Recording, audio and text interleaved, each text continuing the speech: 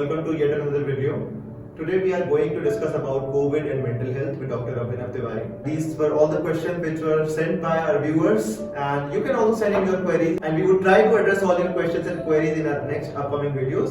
तो हमारा पहला सवाल है डॉक्टर अभिनव से कि in what ways COVID can impact mental health? So, whatever we have learned till now and the data that has come in, the studies that have been conducted over the last 1.5 years now, जब से COVID चालू हुआ है, we've gotten to know that COVID has impacted all the people. Nobody has been left untouched by COVID. Especially अभी जब second wave आई है तो और ज़्यादा लोगों को हुआ है. There are 4 specially vulnerable sections in the society that have been impacted more in comparison to other people. Firstly, the ones who are already suffering from some mental illness, जो कि पुराने patients से who are on treatment. So we have seen कि उनमें anxiety के symptoms जो already anxiety disorder के patients हैं, depressive symptoms बढ़ जाना जो already depression के मरीज हैं, या psychotic symptoms की worsening हो जाना, या OCD की worsening हो जाना, बार बार ये हाथ धोना, checking करना, गंदगी के लिए, contamination के लिए. So all these symptoms जो ऑलरेडी वल्नरेबल पॉपुलेशन जो है, जो ऑलरेडी सफर कर रहे थे, दे वर मेंटेनिंग वेल ऑन मेडिकेशंस, उनमें इन सिम्टम्स की इंटेंसिटी बढ़ जाती है. ये हमें देखने में आया है over the last 1.5 years, because हमारे ओपीडी में ऐसे न्यू पेशेंट्स भी इंक्रीज हुए हैं कोविड रिलेटेड एंजाइटी से, और जो ओल्ड पेशेंट्स जो थे उनके भी सिम्टम्स ओवर मेंटेनेबल, उनकी भी सिम्टम्स में वर्सनिंग हुई है. So that is one section जिसमें हमने देखा है. सेकेंडली, काफ़ी बच्चों में और बुजुर्गों में भी सिम्टम्स जो है वो इंक्रीज हुए हैं. Different symptoms they have also been impacted very badly with this pandemic and with the lockdown. और बच्चों में खासकर क्योंकि स्कूल नहीं खुल रहे हैं, तो इट्स लाइक कि उनका रूटीन जो था, they have been off routine completely. Online classes वगैरह होना, सो उसकी वजह से स्क्रीन टाइम बढ़ जाना, तो बच्चों में बिहेवियरल प्रॉब्लम्स काफ़ी दिखाई दे रही हैं. बुजुर्गों में ओल्ड लोग, उन लोगों का भी रूटीन जो था वो एकदम हट गया है, घर पे रहना पड़ रहा है, because many old people they also have comorbidities, so they are a vulnerable section, so they are not going out, so they don't have any routine. तो उनमें भी कोविड रिलेटेड एंजाइटी या डिप्रेसिव सिम्टम्स काफ़ी उभर के सामने आ रहे हैं. And then lastly, the frontline workers, they have also been suffering a lot. They have been highly stressed with the working hours, and जो पैंडेमिक के टाइम पे completely stressed हो गए, especially ये second wave के टाइम पे भी. And by frontline workers, I mean not only doctors but also the nursing orderlies, the nursing staff, जो और एसोसिएटेड हेल्थ केयर वर्कर्स हैं, पुलिस वाले, इवन पैरामिलिट्री फोर्सेस जो है, they have been extremely stressed. तो उनमें भी anxiety, covid related anxiety and depressive symptoms जो हैं काफ़ी सामने आ रहे हैं, क्योंकि लोगों को हेल्प करना चाह रहे हैं मगर शायद पूरी तरह से रिसोर्सेज जो है वो एडिक्वेट नहीं पड़ रही. ये मोटी 4 वल्नरेबल सेक्शंस हैं. तो ओवरऑल जो माहौल में चेंजेस आए हैं उससे इमोशनल डिसरेगुलेशन तो काफी ज्यादा देखने को आ रहा है. बिल्कुल. 1950s की एक स्टडी है. There's a direct correlation of anxiety and depression with instability, with poverty and with inequality. तो पैंडेमिक में ये तीनों चीजें जो है, ठीक है, ये राइज करी है, और इसीलिए एंजाइटी और डिप्रेशन हमें ज्यादा देखने को मिल रहा है. साइकोसोशल फैक्टर्स जो इम्पैक्ट. तो अभी हमने एंजाइटी डिप्रेशन की बात करी, तो सेकंड क्वेश्चन हमारा जो है, it says that what is Covid anxiety. आजकल बहुत सुनने में आ रहा है कि कोविड एंजाइटी राइज पे है. So what is COVID anxiety? That's our next question. So COVID anxiety typically हम इसको illness anxiety के साथ भी equate कर सकते हैं. Illness anxiety is a known entity हमारे psychiatric उसमें field में, जिसमें you are unable to wind down, continuous आपको thoughts आ रहे होते हैं बीमारी से related, कि कहीं मुझे बीमारी तो नहीं हो गई, and not being able to think about anything else except for illness part. Except for the illness. So not being able to rest, constantly thinking about it, not being able to carry out any other work because of that, is generally you can call it COVID anxiety, and during these times when the lockdown is there, और अपने आसपास के माहौल में देखते हैं कि कितना ज़्यादा न्यूज़ सुनते हैं, न्यूज़ पढ़ते हैं, सब जगह यही न्यूज़ चल रही है, तो उस वजह से अगर हल्का सा भी कुछ हो रहा है तो some of the people they're not able to they're not able to relax, they're not able to wind down, they're constantly thinking about it. Preoccupation बहुत बढ़ गया है उसको लेकर. Preoccupation with the illness. With the illness. So or with the fear of that they might catch the infection. Getting contracting illness, or not only they but even their family members. So that is generally the basic crux of COVID. So next question is, how can I differentiate between panic symptoms and my COVID symptoms? So is it panic or is it COVID? Because people are experiencing anxiety in such a manner that it usually turns into panic symptoms these days. So how can they differentiate between them? I think सबसे पहली चीज़ जो हमें differentiate करने वाली जो ये है, specially as you suggesting कि एंजाइटी एंड कोविड सिम्टम्स, तो जनरली ये माइल्डली सिम्टोमेटिक पेशेंट्स जो है उनमें देखा जाता है, जिसमें या फिर एसिम्टोमेटिक पेशेंट्स में जो कि दो they are covid positive but they are not having any covid symptoms as such कि भाई हाई ग्रेड फीवर आ रहा हो, उनका SpO2 भी मेंटेन कर रहा है, बट स्टिल एट टाइम्स कि कहीं ये कंडीशन और डिटीरिएट तो नहीं कर जाएगी. आजकल people have they have read about videos देख के they have read about certain things कि भाई cytokine storm क्या होता है या what is the replicating period of the virus. तो asymptomatic लोग भी जो हैं वो भी especially 5th या 6th day, एक तो शुरुआत में when they have been diagnosed with COVID, right, there is an anxiety which lasts for about 2 to 3 days, racing thoughts कि अब क्या होगा, कैसे करेंगे, घर वालों को तो नहीं हो जाएगा, but generally that settles on, और आपके symptoms भी अगर इतने नहीं आ रहे हैं तो that settles after 3 to 4 days. उसके बाद थोड़ा सा सही पीरियड होता है, मगर इतना फ्री टाइम है that people are constantly watching the videos, और some other family member may be symptomatic, अगर थोड़ा सा slightly symptomatic है तो वो thoughts तो आते रहते हैं, वो tension तो होता रहता है.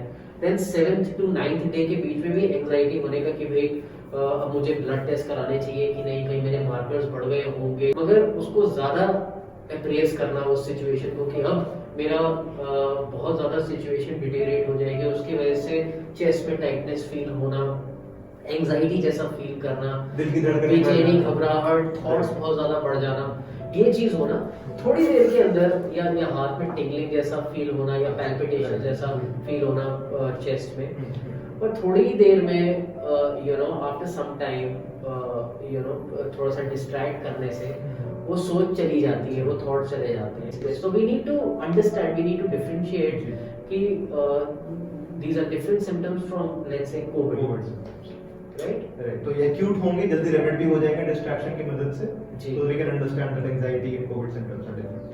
Question 4 we have is, I am on treatment for COVID, should I discontinue my psychiatric medication?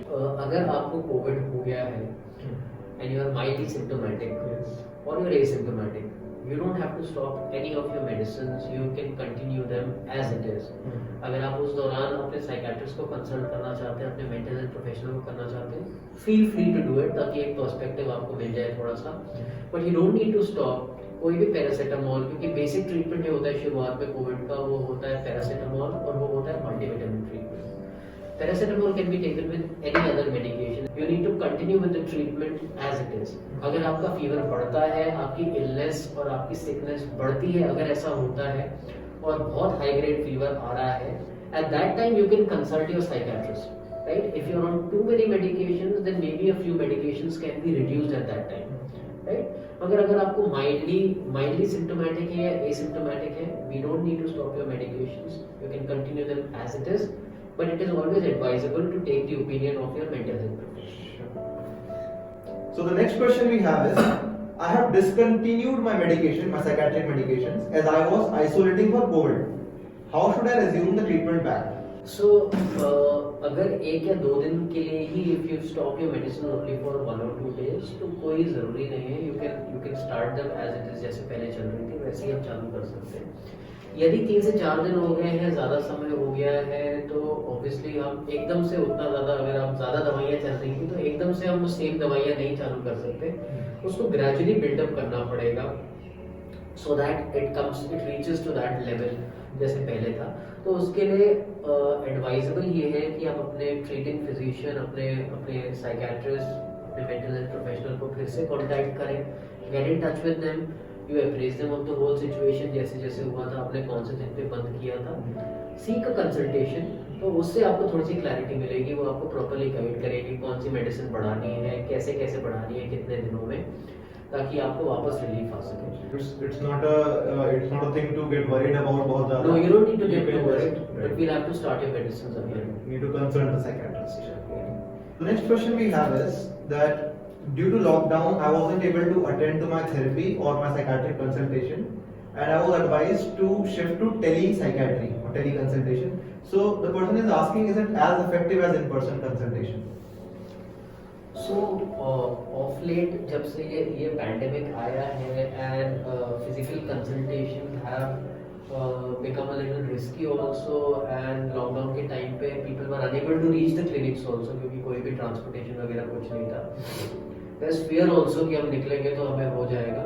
So tele psychiatry and tele medicine has come up as I would say very viable option इस time पे, to not only bridge the treatment gap जो कि है, क्योंकि psychiatry में ये भी problem है that in India there is only one psychiatrist for more than 1 lakh patients. So बहुत सारे एरियाज में साइकियाट्रिस्ट की अवेलेबिलिटी नहीं हो पाती on the mental health problem तो सभी जगह है. So tele medicine and tele psychiatry is a good option to bridge that treatment gap जिसको हम कहते हैं.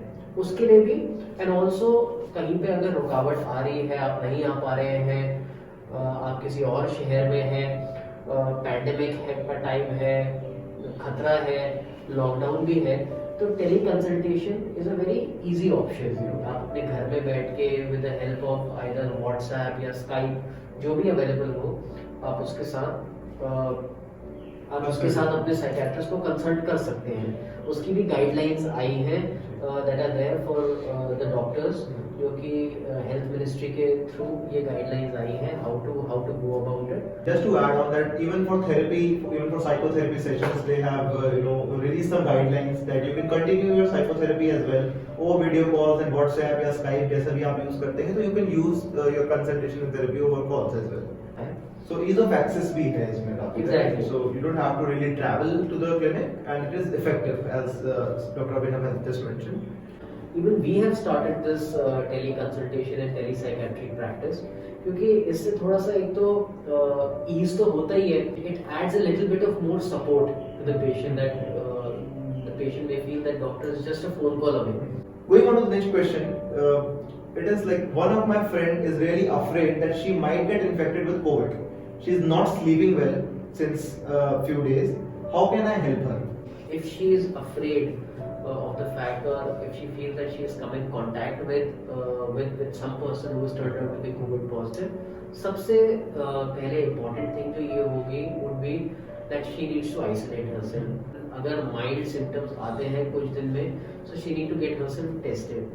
उस दौरान if she is having some anxiety symptoms or she is not able to rest और नींद की अगर दिक्कत हो रही है, she can definitely seek an online consultation with someone without going anywhere. There can be a video consultation session जिसमें उनको प्रॉपर तरीके से एग्जामिन किया जा सकता है, उनसे पूछा जा सकता है क्या दिक्कत हो रही है, एंड अकॉर्डिंगली उनको ऑनलाइन प्रिस्क्रिप्शन दी जा सकती है. She can be prescribe some medicine और taught some techniques, psychotherapy techniques which will help her feel better. तो definitely अगर उनको ऐसा कुछ हो रहा है, so she should seek some consultation with some mental health professional, either a psychologist or a psychiatrist, and get herself examined ताकि उनका ट्रीटमेंट चालू हो सके. So till the time either short term or long term, whatever. जब तक symptoms नहीं आ जाते, if she is feeling really anxious, so she can consult a psychologist or a psychiatrist. And जैसे कि हम बात कर रहे हैं कि tele consultations are really good option. So that's it for today. So we are done with the questions we received. So sir, is there anything else you want to add? We have understood about mental health and COVID and how all these psychosocial factors are impacting the mental health of people these days. So would you like to add anything more? So just to summarize whatever we have spoken about, it's important to understand that this pandemic is having an impact on the mental health of people from all walks of life. People are experiencing a lot of anxiety and depressive symptoms. If they get infected by COVID, at that time also they're experiencing a lot of anxiety and maybe stress related symptoms. और अगर ऐसा होता है, so you need to pay heed to that and maybe seek a consultation with your mental health professional so that you get a little bit of clarity. थोड़ा सा आपका वो ease हो जाए वो समय जो है. And for that, I feel teleconsultation, telepsychiatry is a very viable, very easy option जिसको आप consider कर सकते हैं, and that will help you out to get some perspective, reach to a mental health professional who can then help you out. So definitely that COVID, these times of COVID, these are difficult times, but we should also take care of our mental health during these times. We should not ignore it. So coming to the end of this video, I would like to tell you that we are coming up with a virtual mental health clinic, which will be live on Instagram on every Tuesday 10 to 11 a.m. So you can join us there as well. Do like, share and subscribe to our channel for more mental health related content.